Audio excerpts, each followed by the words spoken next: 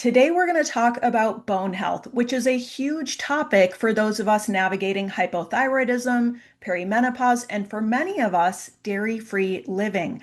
I know you have questions about bone health as a thyroid thriver, and the reason I know is because I hear them in my Thrivers Club community, in my YouTube comments, my Instagram DMs, and I have questions too. So I went on a mission to find the best bone health expert to help us get clarity and understand how to take care of our bones now so that we have healthy bones later. Today, we're going to cover how to feed your bones, how much calcium we really need, smart supplementing, how your thyroid impacts bone health, better bone health testing than what you might typically be offered, and so much more. My guest is Dr. Susan E. Brown, a medical anthropologist, certified clinical nutritionist, and founder of the Center for Better Bones. For decades, she's helped women build stronger bones with a natural, science-backed approach. It's going to be a great show, Thyroid Thrivers, so stick around.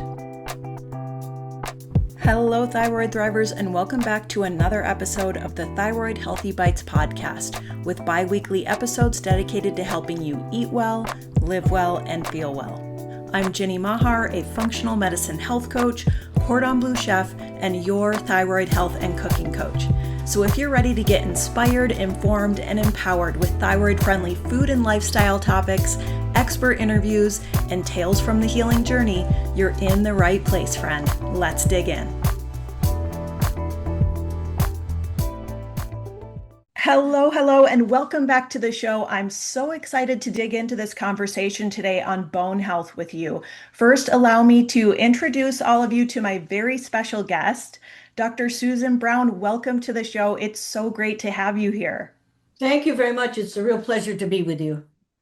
Well, I really thank you for being here, and I appreciate it because, so many of my guests I have some kind of connection with, but reaching out to you was really kind of a cold call. But I was determined to get you on the show because as a community, Yeah. of thyroid patients, we have questions about bone health, and it's really hard to get clear answers to those questions. And when I Right. found you, I knew this is the person we have to learn from. And this has also come up for me personally because I started asking my doctors more questions about bone health, both conventional and holistic doctors, and kind of getting this shrug like, you eat so healthy, or you're probably fine. But Yeah. to really have confidence around our bone health and all of that, I feel like we really need better answers and more information. So I just love your work, your holistic approach. I knew you'd be the right person to help us get some better answers on this topic. Great. So let's see what we can do. There's a lot of particular points of interest to about thyroid, and it's interesting that bone health, this osteoporosis in particular, is one area of medicine where they're happy to say you have this disease by some tests they do, which this bone density test, which is quite questionable, and then just that tell you that's it, you got this disease. Don't give you any look, any idea. Let's look for if I really have this disease, why do I have it? What's going on? How did I get it? What can I do to improve it? So it's an area that's really being poorly treated by the standard allopathic medicine. The Mm. diagnosis with a test that has many errors in it. And we'll talk about all this, but everyone should become, it's important that everyone take charge of their bone health because many times our skeleton, if we're going to live a nice long life, our skeleton could be a determining factor in the well-being. We want to have skeletal health. Absolutely. Well, before we dive in, I would like to tell the listeners a little bit more about you. Okay. Medical anthropologist and certified clinical nutritionist Dr. Susan Brown, PhD, is the founder of the Center for Better Bones, providing consulting, research, education, and lecture services for health professionals and the public. She's also the founder of Alkaline for Life, which is dedicated to the art and science of creating and maintaining optimum pH balance, and is home to over 30 professional grade nutritional supplements. Dr. Brown is a noted researcher, inspirational speaker, and best-selling author. In her decades of experience, she's authored more than 1,000 website articles and produced hundreds of videos on pH balance, the alkaline diet, and natural bone health. Her books include The Acid Alkaline Food Guide, Square One, Better Bones, Better Body, Beyond Estrogen and Calcium, and Natural Bone Health, a practitioner's guide to healthy bone, joints, and muscles. Dr. Brown's work has been pioneering in the natural approach to bone health using science based natural methods. She teaches women how to build strong bones for life. Her master class, The Better Bones Solution, brings together her vast clinical experience and the latest science to provide a groundbreaking program for lifelong bone strength. You've done so much to bring better bone health and awareness to this topic, which, on behalf of me and the listeners, thank you for that. But your background as a medical anthropologist really caught my attention. That's not a path that we hear every day. Can you Right. share a little bit about how that led you into a career focused on bone health? Sure. As an anthropologist, I was looking around the world at where people have really good health by many different indices and where people might have poor health. And it became very interesting to me the different rates of bone weakness. Many cultures, people live long with very strong bones. Other cultures, like ours and Western cultures, people tend to develop bone weakness, where a third of the women will have some substantial osteoporotic fracture in their life. In other cultures, it's very rare. So I was always thinking about comparing the different cultural lifestyle patterns and how they affect health.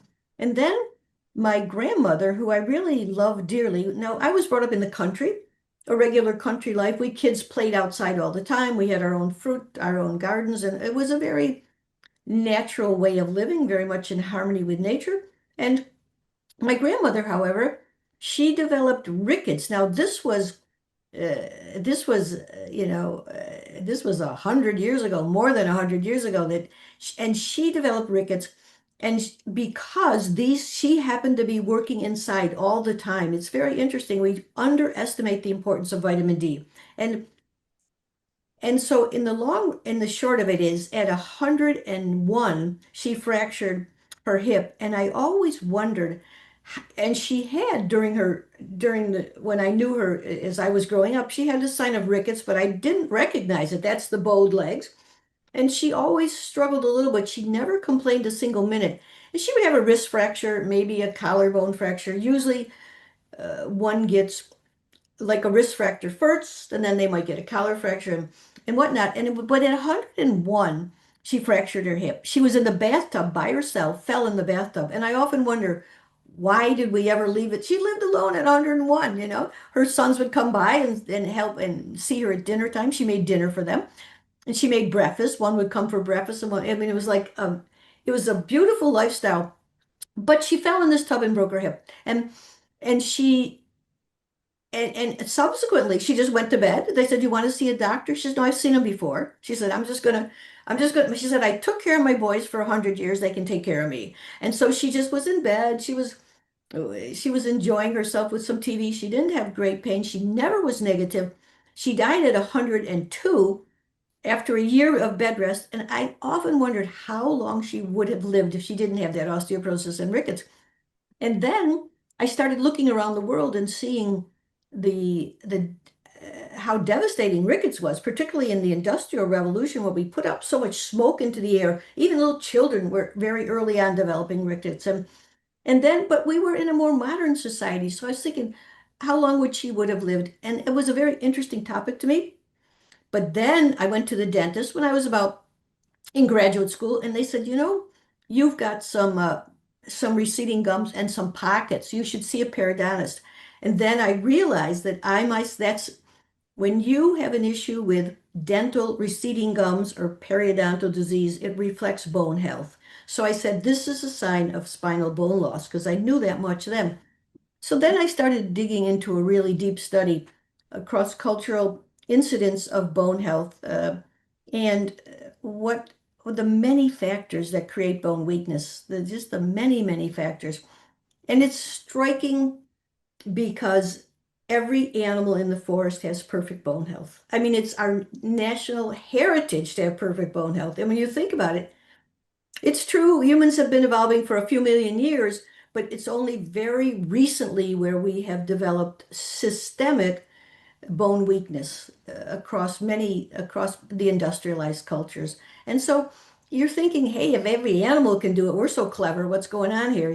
So it became a point of fascination. And then when you start to study bone, you see that the bone is so intelligent, the body is so intelligent. Like, for example, right now there's 2 million spots in your body where you're breaking down weak pieces of bone and building up new pieces of bone to replace that. And that system has to be in balance because if you break down more than you build up, you're going to lose a lot of bone. And there are markers that you can test that, and many of your listeners probably have gotten some markers with bone. And so you say, gee, bone's really smart. Then you look at the rest of the body, you see there are liver cells. There's a certain type of liver cell that does 1 million biochemical reactions a second. So you'd say, how is this possible? And what it turns out, the body is a great field of intelligence. And what I'm always interested in is how can we how can we enliven that intelligence? What have we done to stray? I mean, we couldn't think our way into what 1 million a second is, much less the body can do it. Thousands and millions of biochemical reactions every second. So we're looking for a way to bring body back into harmony into ease so it can do all these functions. And of course you need the nutrients. And of course you need a lot of antioxidants. And if you look cross-culturally, our diet was much different even 50 years ago. And so and you as a health coach have seen many diseases we brought upon ourselves because of our lifestyle. So I just happened to pick bone. And it's a true way to understand the amazing intelligence of all of this creation, just the human body being a little microcosm. We live in a world of wonder. Like if you're not, like I often think, if you're not wondrous, you're not paying attention because it is so incredible. The actions of the human body, which is just a microcosm. I mean, now they're saying trillions of galaxies. Trillions of galaxies. This is a little experiment and one tiny speck of dust out in the universe. We humans are a really interesting experiment and we could fail, I mean, there's no doubt about it. And so maybe it's time to wake up and appreciate what we have and work with this in the bone health thing, work with this magnificent body, preserve the environment, which is the source of all our life. So there you go. That's what I got interested in. And bones are so interesting too because they're going to be here longer than we are, right? They are what lasts the longest about us. So Right. I totally get your fascination and thank you for sharing that story. Your mom sounds absolutely amazing and what a special childhood to grow up in that environment and to have those experiences that really led you how could you not have this real holistic whole life, mind, body, spirit um, perspective, and just appreciating, the miraculousness of all of it, how all those systems, come together. But we were talking a little bit before the show. Our listeners, span a wide age range. So Okay. I thought maybe we could start our conversation about bone health talking about just why bone health is a now issue for those of us with thyroid issues, regardless of our age. Right, right. The thyroid is one of the major control endocrine glands of the body, as you all know, deciding the energy produced and what we don't know is that what we don't generally appreciate is that we only have so much energy. We kind of think, oh, I can have endless energy, but we don't. And the body's always deciding how to spend the energy. So uh, if your thyroid is overactive, you're kind of geared up too much activity, too much production of energy, then you tend to wear down bone. The bone building cells tend to you tend to break down a lot of bone. Just like everything gets hyperactive, the bone breakdown gets hyperactive, and the bone buildup is not keep up with it. So an overactive thyroid is definitely a problem for bone, and this can be Graves' disease, which is the extreme end of it, or just a moderate amount. And we can talk about the tests. We have a series of tests when everyone has a bone health problem or is concerned about bone health, we say, let's look and see if we can find any reason that the bone might be struggling a little. And certainly, too much thyroid hormone, whether it's autoimmune or whether it's simple that you're too much medicines or whether you just have a slight natural high level, that can damage bone.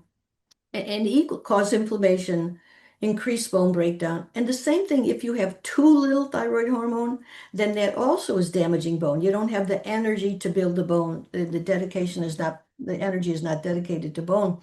So it's a tricky thing.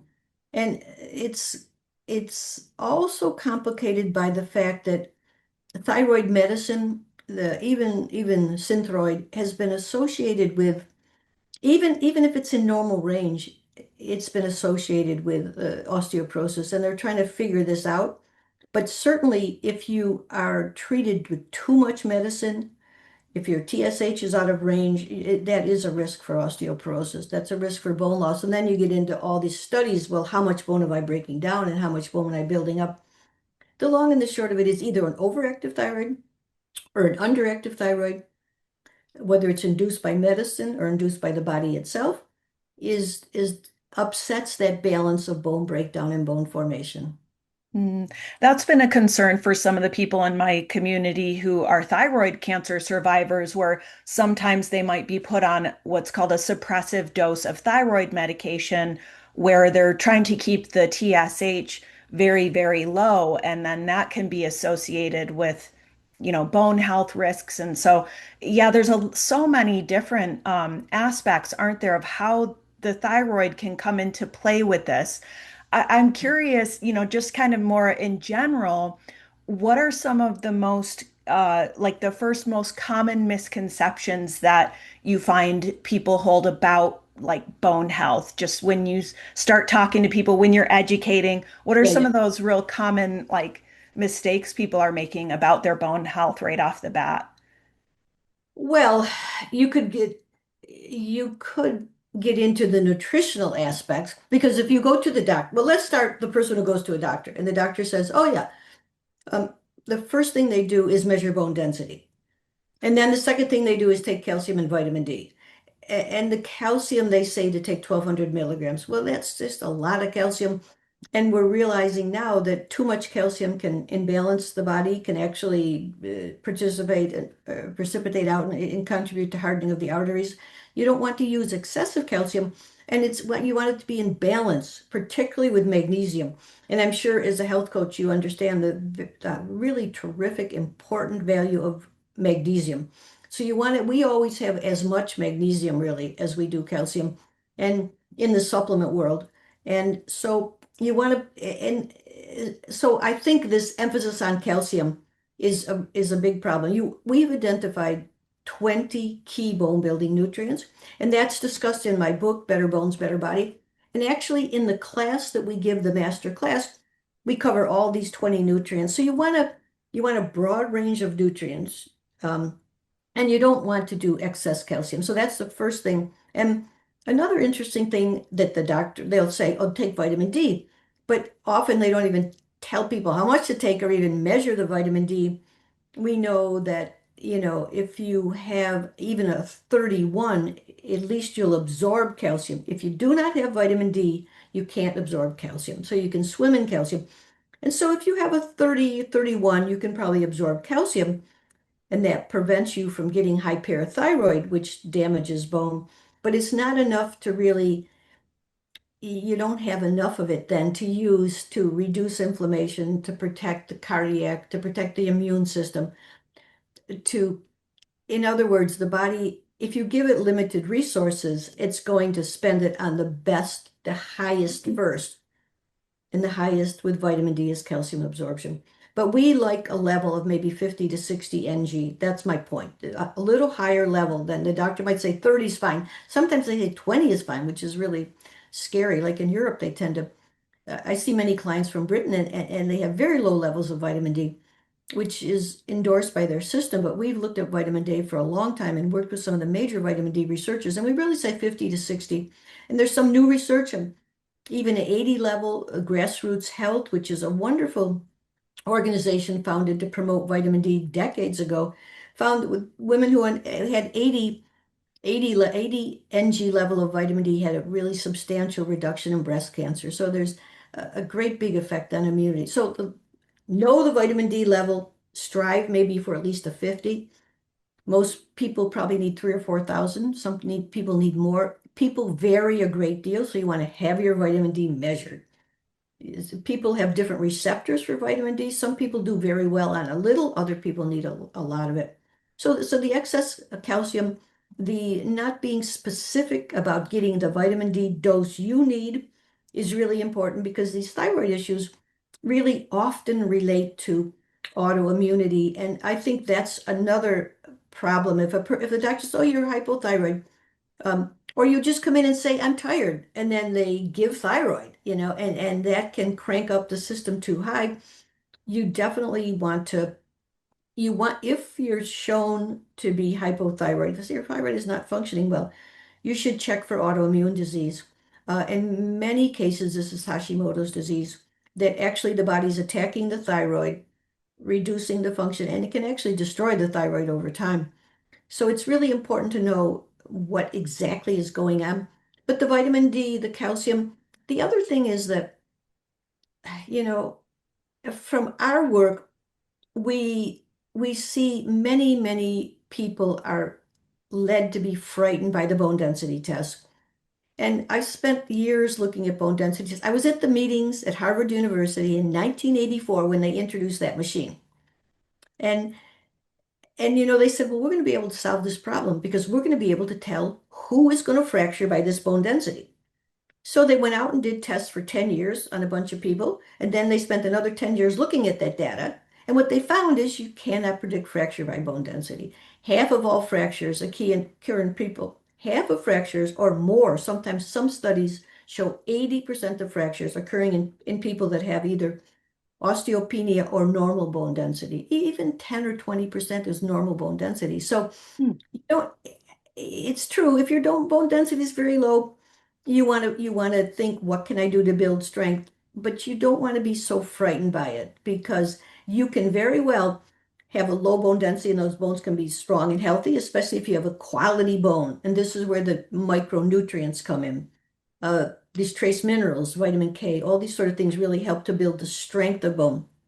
And on the other hand, we don't pay attention to the quality of bone, which is this density it's not a measurement of bone strength, and not a good enough measurement of bone strength. And so we want to do everything we can to enhance density. And you might say, well, then how do I know if you don't believe, you say, oh, Susan, you don't believe so much these bone densities reflect bone strength. What does? And it appears to be muscle mass. It is the muscles and bones. As you go through life, the average woman is going to lose about about I think it's 60 or 70% of her bone mass and her muscle mass. If you go from 30 to 85, let's say, at least half of the bone and muscle mass. You lose them together and you gain them together. So this is where you want to pay attention to maintaining muscle mass and building muscle mass. And as a health coach, you've probably seen there's not an ailment in the world that isn't improved by exercise. Human body was meant to move. We're living a very unnatural lifestyle where we sit so much.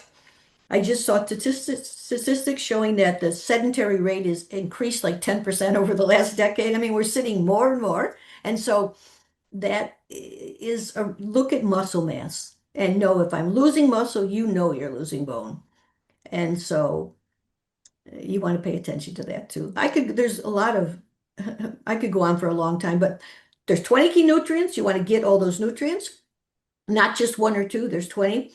Another thing we've forgotten is that pH balance is really important to bone, that we evolved in a very alkaline environment, lots of fruits, vegetables, nuts, and seeds.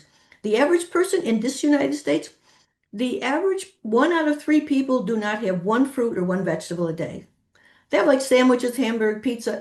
We don't have this fruits and vegetables, nuts, and seeds, which give us these minerals, the potassium, the magnesium, the zinc, all the things we need, particularly potassium and magnesium, to buffer the acids that the body produces. So we lose muscle and we lose bone because of that. And every cell has to struggle.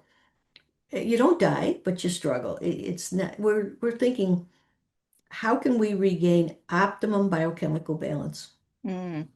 So many great topics there to Yeah, zoom in on some of those if we yeah, can. yeah.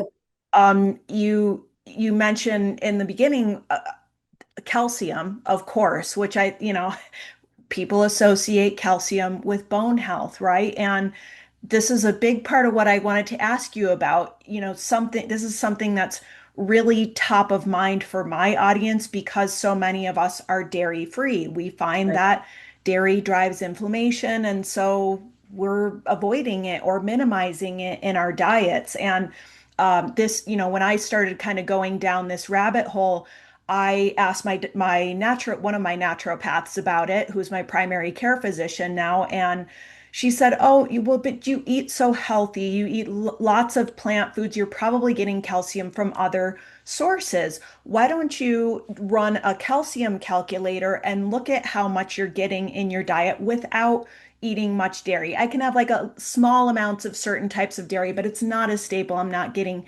meaningful calcium from that." So I did that and found, oh my gosh, I'm actually quite low, much lower than the recommended daily allowance of calcium. And I share my story because around that same time, I started getting more inquiries from my community. I got a couple DMs saying, "Hey, I've been dairy free a long time. I'm kind of starting to worry about this." And I said, "Yeah, I want to know more about this too. I've been dairy free now for about 10 years. Yeah, What yeah. is this going to mean long term?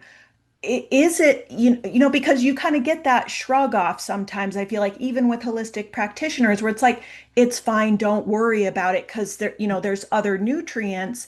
But for anyone who's kind of listening to this story and nodding along, what would you tell them? Can we maintain great bone health and be dairy free long term? Well, certainly. I mean, look at the world. This is it's only a fragment of the world. You take Asia. I mean, they don't even use dairy, very little dairy, certainly India, China, Japan. So it's like, but they have they eat whole foods. So it's really interesting that you were very wise to just calculate, if a person if a person eats a lot of processed food, like your soy milk, your rice milk, all this stuff is fortified. So you want to calculate, but you'd love to get that calcium from bok choy and broccoli and pumpkin seeds and all these kind of things. But you have to eat at least 2 or 3 cups of vegetables every meal. You have to eat seriously, not like I say, Yeah. the average person doesn't even have one whole fruit, 1 out of 3 people doesn't have one whole fruit or one whole vegetable. So it's like it's going back to serious thought, and the calculators are a really good thing. We know that the research shows that really the latest research was even in this Western culture with this big acid load, calcium is used to buffer some of that acid. 800 milligrams of calcium between diet and supplement is usually fine for everyone. And so if what did your calculator come out to? How much calcium were you getting in your diet? I think it was around like 600. And this was before I was really zooming in on getting, like you said, some of those calcium rich plant Yeah. foods on a more regular basis, the greens, the tahini, the canned sardines Yeah. or salmon with bones and Yes, things exactly. like that. But I have also noticed just in increasing my own education and awareness around that, it's kind of hard too to get enough of those things on a regular basis to really feel confident that I'm getting enough. Well, So what happened? I mean, after 40 years of this working on bone health, I do see that most people need supplementation. I mean, our life is just too far away. I mean, just the fact that most people don't even get a cup of vegetables a day, much less 8 cups that we probably would need if we depended totally on the food. So it's a very like with our supplementation programs, we might we have a product that has all it's called alkalizing mineral. It has all the 20 bone nutrients in it, all the mineral nutrients.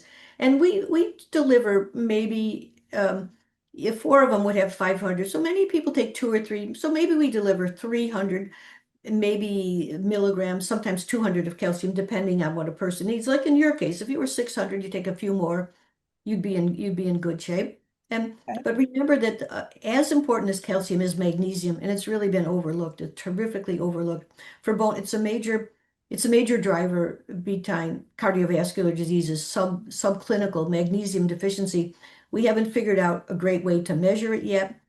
I can explain why that is, but you you want to, we give as much magnesium as calcium, and usually it's a few hundred milligrams, maybe three, maybe 400 milligrams.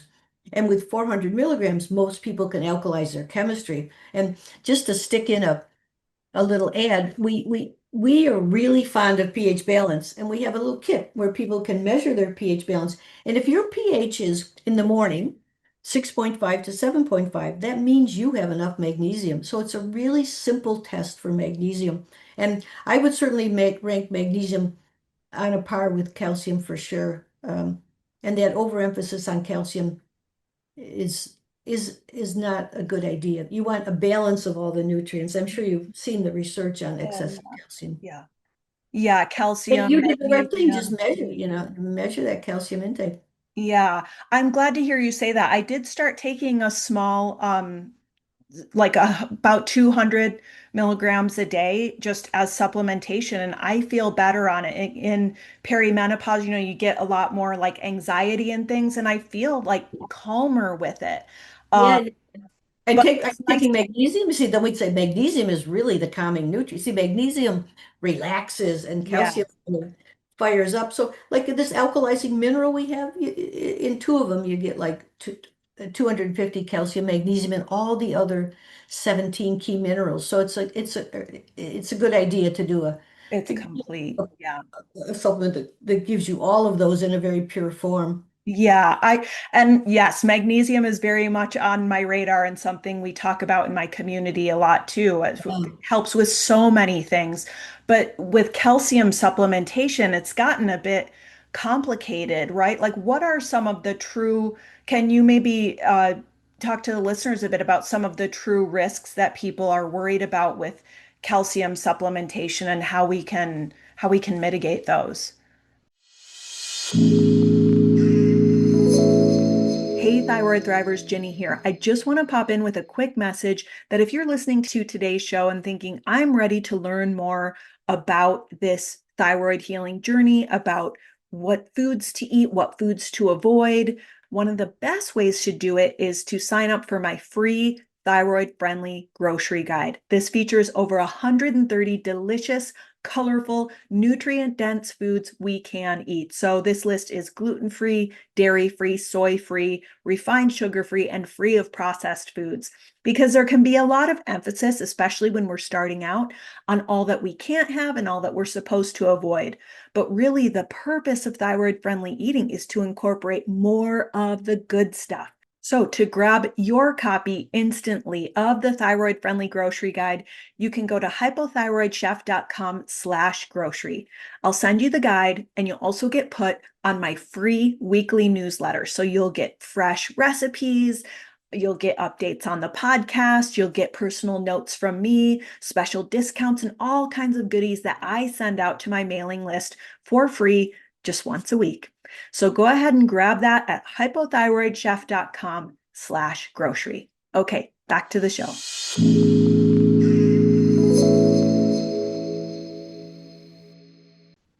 Well, with any with any nutrient, you want to have the most bioavailable form. In other words, the form the body uses. And you want to have a form that's very pure. Even a filler or binder can make a big difference in the ability to absorb that nutrient. So you want a professional grade product, as I'm sure you recommend. And with calcium, you just want to, you don't want to overdo it. You want all the nutrients to be in balance. I don't know if that's good enough for you. Like the research says, if you have 800 in your diet and supplements, you're probably in good shape. And we would say, I would certainly encourage the same with magnesium, but you have to supplement more with magnesium because a diet with 400 or 500 milligrams of magnesium is you have to eat a lot of vegetables. In our workbook and in our class, we list all the really high magnesium foods, the high potassium foods, the high zinc foods, all this. Um, you can't get around high quality supplementation is really a very big help with today's lifestyle. But your question was more about the calcium. Can you tell me again am I missing something to answer about your calcium question? Oh, no, you touched on that. I just, I think people, like, I remember my mom taking calcium supplements, and it was like the thinking back then in the 80s and 90s was like the more the better. And then they started finding, I think you mentioned it earlier in the show, calcium being where it shouldn't be in our soft Yeah, the tissue, arteries, in the yeah, arteries, in the brain. the And kidney. so I don't hear many practitioners now saying, oh, well, if you're worried about calcium, just take a supplement because of those concerns. And instead, the conversation has veered more towards the other nutrients, making sure you're taking calcium with vitamin D and K and things that help, keep the calcium where it's supposed to be in your bones and your teeth. So those were kind of some of the concerns I think that I know I've thought about and hear from my community too around calcium supplementation and just being unsure about like, okay, am I doing this right? Because I don't want to, I don't Well, want to mess your this community up. is pretty educated because my clients, they come in, the doctor told me to take 1200 fit. They're still sticking to this old calcium guideline. And anybody who studies the literature says that's not a great idea. But if you can have the guideline, I think a moderate guideline is 800 milligrams between diet and supplements. I think that's, and you figure out your diet, then you're hoping there is that much calcium in the kale. That's another whole issue. The loss of nutrient content of the depletion of the soils is a very serious thing. Yeah.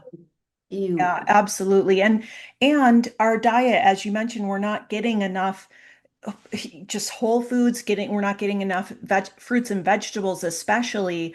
Do you have some, we love to talk about food on yeah. Thyroid-Healthy Bites. Do you have any of like favorite foods that stand out for you for bone health, not just in terms of calcium, but just very bone supportive, micronutrient rich foods?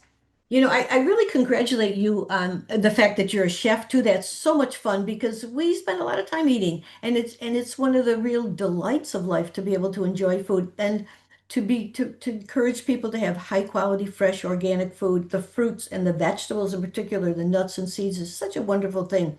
Like for example, a very important thing for bone health is protein. And so the same thing, you don't want to eat a lot of all protein is acid forming because the sulfur containing amino acids are acid forming. We need a certain amount, but we don't want too much. So we know that meat is more acid forming than the vegetables. So if you look at the cultures that have really perfected the use of beans, for example, the combination of beans and grains, beans and seeds, I'm writing I'm thinking of doing a booklet now. Just a booklet on high protein foods that are low acid. These are plant combinations to give you high protein. So we don't go just like we went overboard with calcium, we can go overboard with protein, particularly with this acid forming protein. And there's many reasons we don't want to eat too much meat. And so you see that combining these lentils, and if you have a digestive problem, the small lentils, like the little red lentils or the little mung beans, if you go to an Indian store, you'll see many, many kinds of beans. Always a small bean. They always soak them overnight. They rinse them off again. They cook them with a few spices like asafeto, which is hing, which helps to make it more digestible. All these all these wonderful spices are meant as antioxidant, as digestion. So more beans. And the beans combination, all you need is about like a cup of beans to like a half a cup. Quinoa is really great, a great protein, not acid forming, the one few. Slightly acid forming, maybe millet. So, and certainly rice is fine. Uh, Especially if you get to wild rice, which isn't really rice, but it's actually alkalizing. So in other words, more use of beans, the combinations, and people, if they're interested, they should follow us on social media or at betterbones.com because we're developing these recipes. We're posting some of those recipes. We're particularly looking at protein, how to get protein, and I think your calcium counter is probably good because if you're having fortified foods, they often have a lot of calcium. Otherwise, you might need more than. Mm. So yeah, so I like the beans. You gotta have basically like you got to have big 8 cups of vegetables a day. It's to alkalize to get the potassium you need. You see, bone is very affected by potassium and magnesium, and so if you have like like say handful of nuts twice a day, that's a really big help. Whether it's pecan, walnuts, sesame seeds are terrific for bone. Sesame seeds are one of the great Ayurvedic approaches to bone. Um, and then you have your, you try to get five, six, seven, maybe cups of vegetables. Soups and stews make it easy. If you have a digestive problem, you really want to do the soups. It's much easier to digest. Cold food is hard to digest. In fact, interesting thing, in this culture, many people like cold food. But traditional cultures, you go to China, Japan, India, they don't eat cold food because they know that the digestion is a fire and you don't want to dampen that fire. And your whole production of energy is based on the fire of digestion. And so they're very careful not to eat cold and raw food, maybe a little tad bit here and there, but maybe if it's very hot out. But and actually, it's a curiosity is that human evolution took a big jump when we learned how to cook food because we didn't have to spend all our time eating. What's happening now is it's that is a very important thing. We don't have to spend all our time eating, but on the other hand, we don't do a lot of activity. So it's hard to eat enough food actually to balance your pH because the body's biochemistry hasn't changed over thousands of years as far as how much potassium we need to buffer, how much acid we produce, and how much potassium we need to buffer that, and how much magnesium we need to buffer it. And but our activity level has decreased so much that we don't eat as much food. We don't spend as much energy to eat more food. So this is why, again, why supplement is really important because some people whatever, a banana for breakfast, then they might whatever, grab some cream cheese and hummus for lunch. I mean,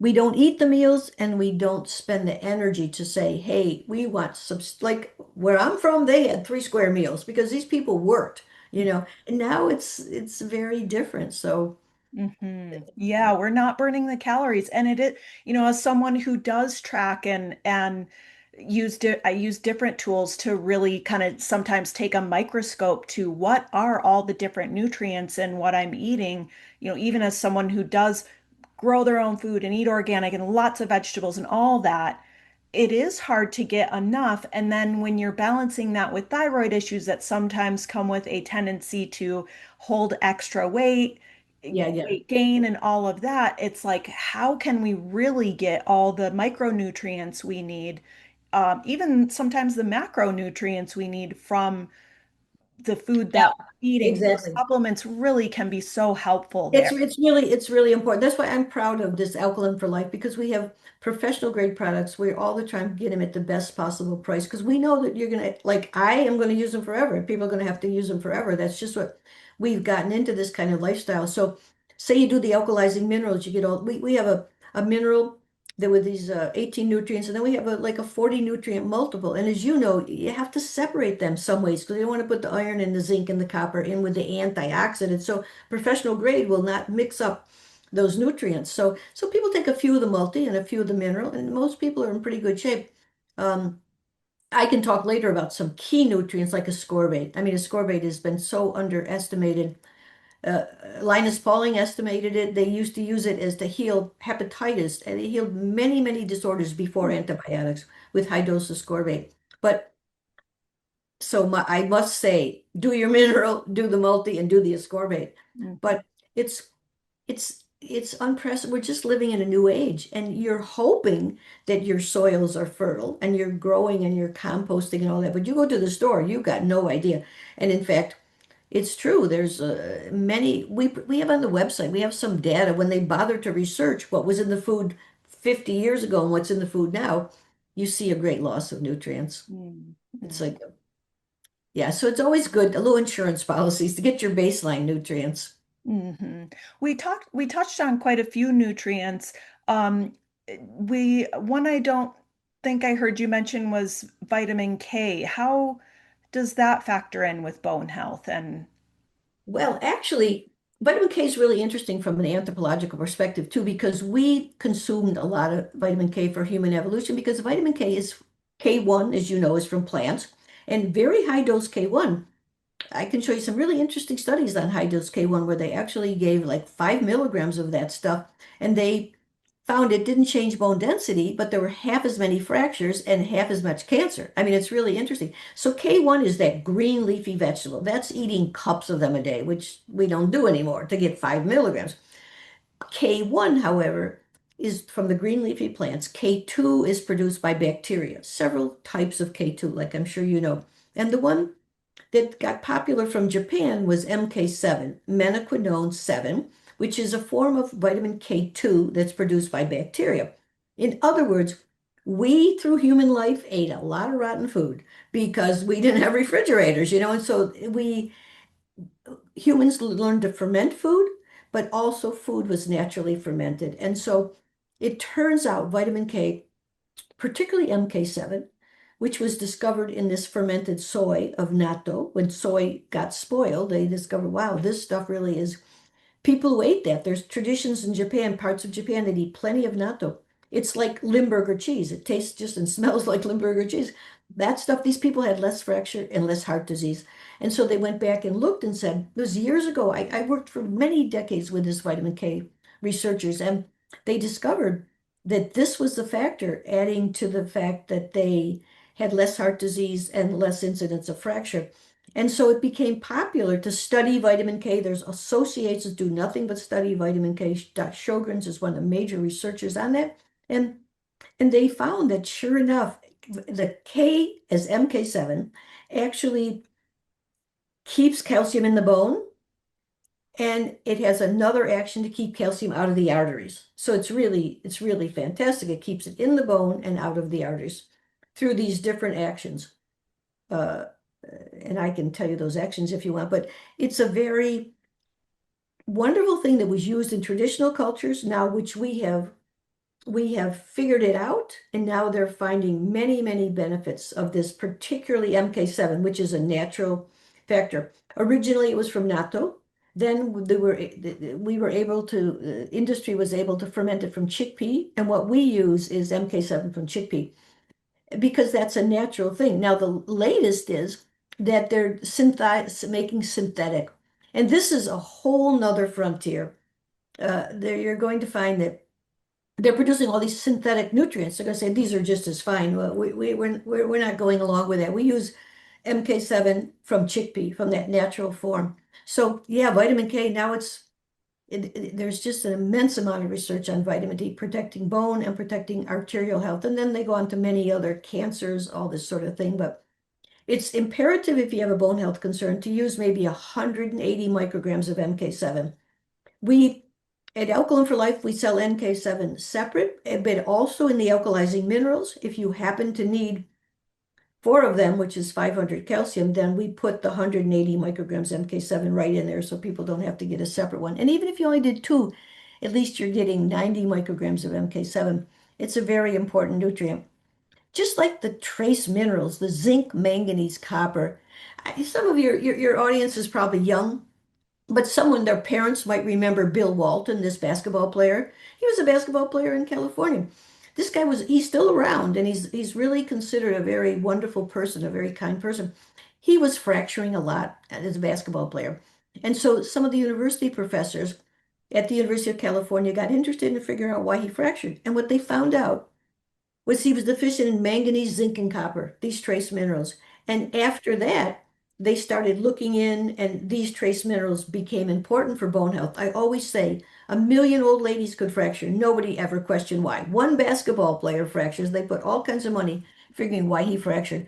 And now we know that these trace minerals, and there's companies that develop their whole bone program just on trace minerals. We say do everything, do all the key nutrients that we can find associated to bone, which is obviously every nutrient in the world because this whole body, I mean, there's about 40, maybe at most several dozen nutrients. We've identified 20 really key ones. And so, yeah, it's a, vitamin K is a very important natural, you want to get a natural vitamin K, MK7, and eat all the green leafy vegetables you can. Thank you so much for that explanation. Yeah, there's so much to learn and explore there with the different types of vitamin K. Another Yes. thing that you mentioned is alkaline eating, of course, which you are an expert and an author on. I'd love to learn more about that. And, dairy comes to mind too, because dairy's often considered acidic, right? Like, how does that piece factor in? Well, you see, anything that has protein is going to be acidic. That's a simple way to say. And Okay. dairy is moderate. It's a moderate acid load. The Germans have figured out acid load. You can actually go to ChatGPT and it's called the potential renal acid load, PRAL. You can ask, what's the PRAL of buttermilk? What's the PRA of cheese? Certain cheeses have a lot of acid, like Parmesan cheese is very high in acid. It's different. It's a calculation based on the minerals and other factors in the food to see how much acid it contributes to the body. And then you can also see how much buffering compounds are committed. So So it depends on the type of dairy. it depends on the type of dairy, right? Dairy as a whole, like milk or yogurt, is it's acid forming because it has some protein but it's very low acid forming. But more than that, dairy is it's difficult to digest. And so many people, it leaks through the gut. They get immune when everything and something leaks through the gut, your immune system starts to attack it, and that initiates an immune response.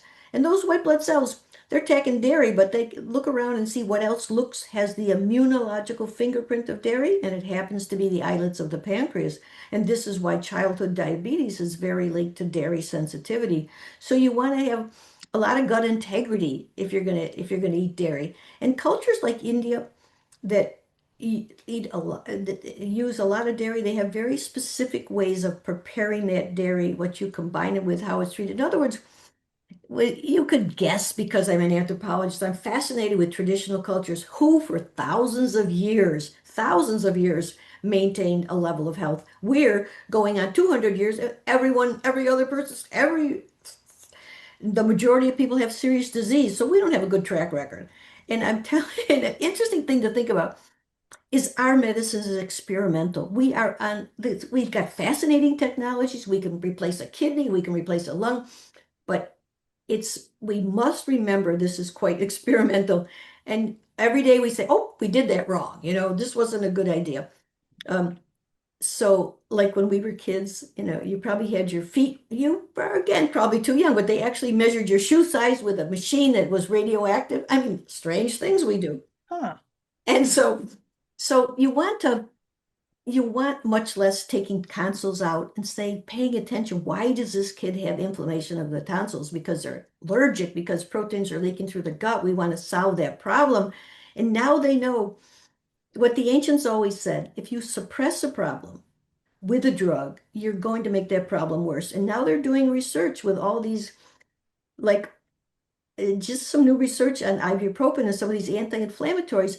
20 years later, the people are much worse off when they suppress that symptom. Rather than bite the bullet and say, what am I doing that has me so out of sync with this amazing functioning of the body? Mhm. And I don't know how we got in that topic, but I'm a great fan of these traditional cultures and studying like Ayurveda, like traditional Chinese medicine. Like there's a lot of wisdom. There are wisdom traditions. We are just inventing whatever we think we can invent and not saying, hey, is this in any way harmony with the basic nature and the order of this universe? Hmm. I love how you bring that layer to your expertise on this, and you really take a mind, body, and emotions approach to this. And I was curious about, maybe any insights that have surprised you around connections there, like with our bone health and maybe our emotional or spiritual health, even. Yeah, you're so much fun to talk with because it's absolutely true. I have a I have two frontiers I'll teach you about. One is I did an interview with Acharya Sunya, this Ayurvedic. She is an Ayurvedic master, but she also heads a lineage of 2,000 years, the first woman lineage holder of this information that was passed on generation to generation for 2,000 years. Now, we don't even know our great grandparents, much less a history of knowledge from 2,000 years. And we talked about fear. We talked about how fear affects bone health. It's an interview you can find on YouTube, From Fear to Flourishing. You can look up me, From Fear to Flourishing, and you'll see this ancient appreciation that bone is enormously strong tissue. But she says, if you look at these ancient texts like the Vedas, they say the only thing they say that can damage bone is is fear, is fear and negative thinking. And so right there you got like we're destroying the most strong tissue in the body with our mind.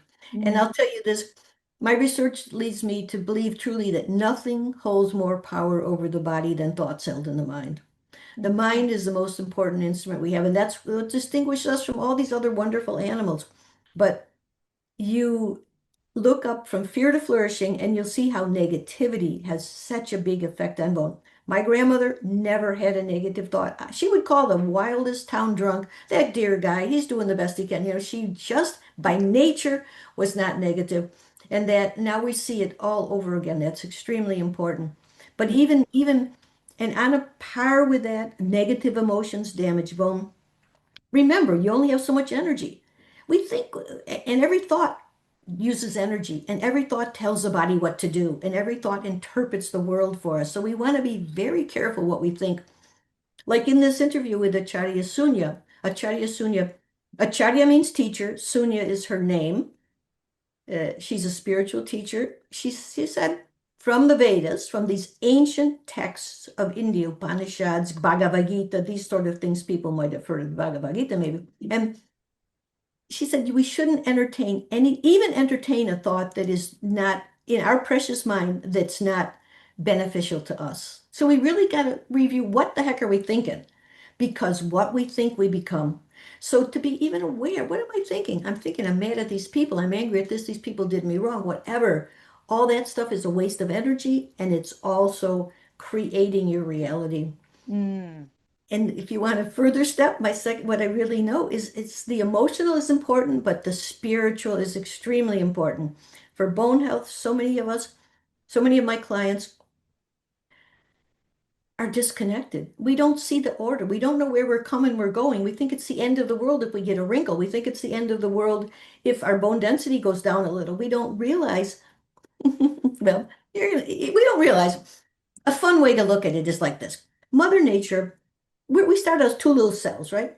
So then we eat. What this body is nothing but food. We eat, eat, eat for decades. We get this great big body. And then what happens around 30? We start losing the body. We start losing muscle. We start losing bone. We start losing brain cells. And that's why we say, hey, I don't want to lose too much. So I want to learn about how to maintain what I have. But we also realize, there is order to this universe, and everything grows big and everything decays. Even we know that this planet will disappear. We know this universe of one of many billions of universes will disappear. I mean, it's like to see ourselves in this whole big picture. And then maybe to go back to what our grandparents knew, that there's something in us that's eternal, something in us that's not our mind, that's not our body, and to pay attention to that internal, you can call it a soul, you can call it the kernel wisdom, you can call it creative intelligence. There's no way we could think ourselves into having one cell do a million things a second. There's no way. There's a superior intelligence that's organized this whole song and dance. And so we get in line with that. We don't worry. We recognize, of course, the life process is you go big, big, big, you get small, small, and small, but we don't waste our whole life energy because we lost a particle of bone or because we can't hear as well or because we have wrinkles. I mean, we start thinking, what's the important thing? The important thing is how much we can evolve. Each of us has an opportunity with our human mind in this environment to learn as much as possible, to develop ourselves as much as possible, because whatever you achieve in this life, that soul imprint, that soul imprint is going to go with you. And it's so important because otherwise people get all thrown off by these changes in the material aspects of life. Mm.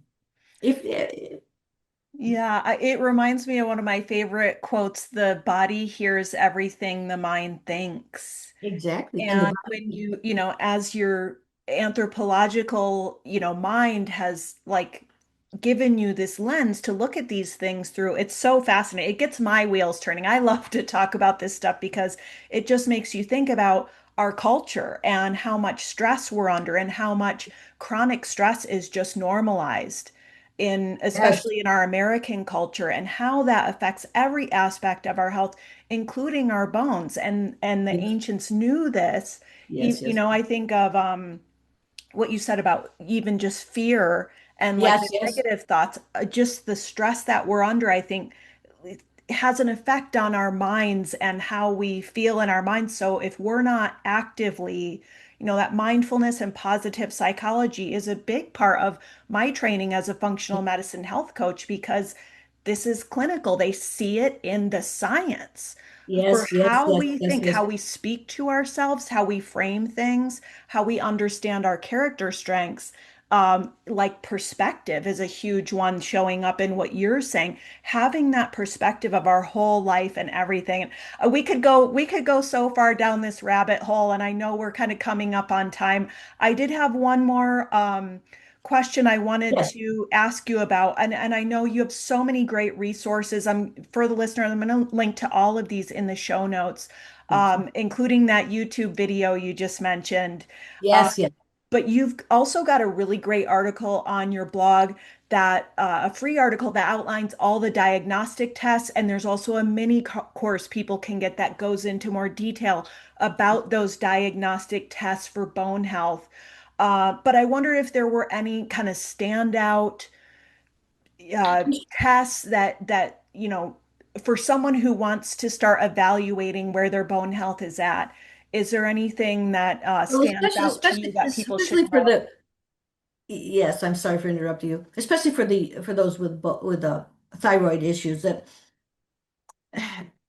we I developed, and I'm really proud of, it's a particular thing where you get fascinated with a topic for 40 years. I don't know why. It's like crazy thing, but we developed over the time these laboratory tests that should be done if you have a bone health concern, looking for hidden causes of bone weakness. And these are things like vitamin D, things like cortisol, uh things like homocysteine, C-reactive protein, different inflammatory markers. But some of the markers are thyroid markers because, as we mentioned, too much thyroid, too little thyroid can be a problem. So the simple thing is you always want to get, if you have a serious, you want to get a complete thyroid panel, the free T3, the free T4, the TSH.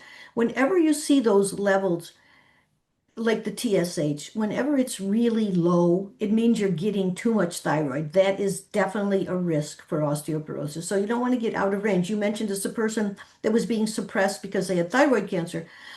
Some doctors are not doing that anymore. You could look up the latest research. What's the latest research? Does it really make any difference? But you want to be careful not to be overdosed and not to be underdosed with thyroid medicine. And if it's Hashimoto's, you want to pay attention to a program for autoimmune disease. And actually, the program for bone health we developed came out of the program for autoimmune disease that I worked on with Dr. Russell Jaffe. So if you say, okay, I'm concerned about my bone, maybe because of family history, maybe because you fractured. I mean, a fracture without trauma is proof of the pudding. So you'd say, hey, I really better do something serious about this. Or maybe you say, I have a lot of receding gums. In parts of Europe, they measure x-rays of the jaw, and they can say what's happening with the spine because it's one single unit. It's very related. So I would just say, if you want to see this list, there's 15 lab tests, and we do have this article on the website, the medical diagnostic workup. And of course, we've developed a course, an online course, which is like 18 hours of videos. It has all the handouts and materials. So if you say, look, I'm going to use this concern with bone health as a window of opportunity to improve all of my health, because everything we would do for bone is good for the entire body because this is one single unit. The whole thing works together. And to take a drug that might cause cancer to protect bone doesn't make a lot of sense to me. So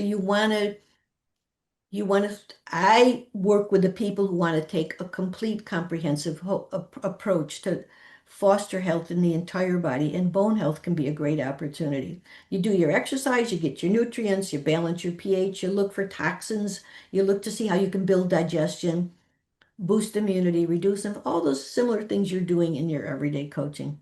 And I would say I congratulate you. Years ago, I was studying all this and you said, darn, the diabetes is increasing at such a rate. Everybody's gonna have diabetes in 10 years.